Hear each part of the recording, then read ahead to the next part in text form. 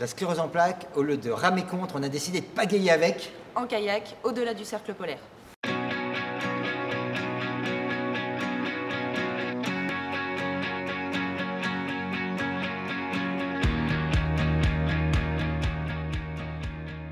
Alors l'aventure estive, c'est ce qu'on appelle une aventure humaine et sportive, c'est HUSTIVE, HU pour humaine et Steve pour sportive.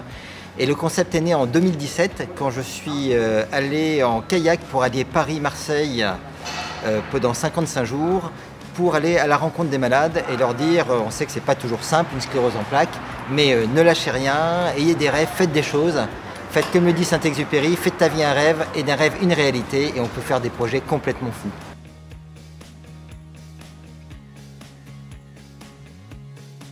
Ce qui caractérise l'équipe, c'est avant tout la bonne humeur et la bonne entente, et également la diversité, puisqu'on a des hommes, des femmes, des jeunes, des moins jeunes, des malades, des pas malades. L'idée de départ, c'était de la constituer autour des personnes en situation de handicap, qui ont une sclérose en plaques. Donc ça, c'était la première partie de l'équipe. Et puis la deuxième, c'était nos chers valides qu'on a décidé d'adopter, où là, on allait chercher des personnes qui avaient quelques compétences autour du kayak, de manière à être complémentaires avec nous, ou alors aussi Flora, la médecin, de manière à être bien accompagnée là-haut, et de constituer une équipe de rêve. On a décidé de les adopter parce que pour leur faire vivre un truc de fou, on pense que ça les changera un peu.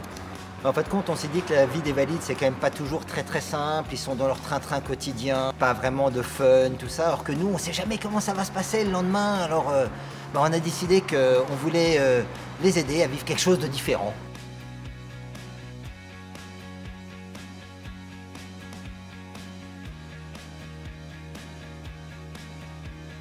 Nous allons naviguer pendant 3 semaines en autonomie complète.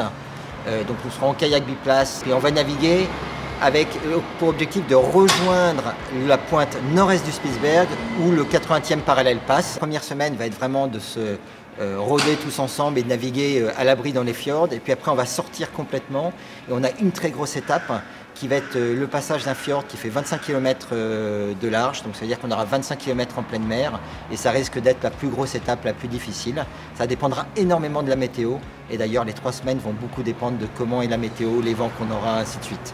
On a aussi chacun de la préparation individuelle et pour ceux qui ont une sclérose en plaques, on a de la rééducation, on va avoir 6 semaines de rééducation pour certains d'entre nous avec l'hôpital sud de Grenoble, où ils vont nous préparer à entraînement à l'effort, préparation physique et préparation mentale. Pour suivre l'aventure Ustive, il y a le site internet où on reparle de un peu tous les entraînements, tout ce qu'on a vécu pendant les entraînements collectifs. Et on a également un Facebook avec les directs, les infos concernant l'aventure, où on en est, où on va.